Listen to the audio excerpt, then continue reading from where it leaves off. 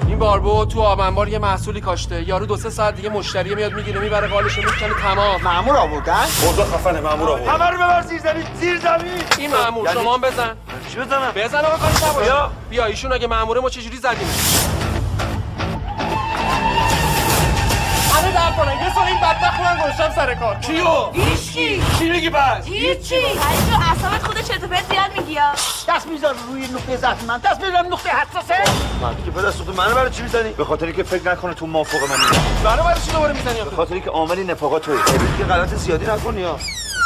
رشته چی؟ گل تو آب انبار. آقا مردمو گل می‌کنی. اماست خانم مطمئنی این خوشگل اشتباه. یه گوسفندی برداشته آورده دیگه. با این تابلوها رو چی؟ من گوسفند آوردم. به ما خیلی خوب بازی کرد ولی از داوری ضربه خوردی. من که میدونم چی میگه.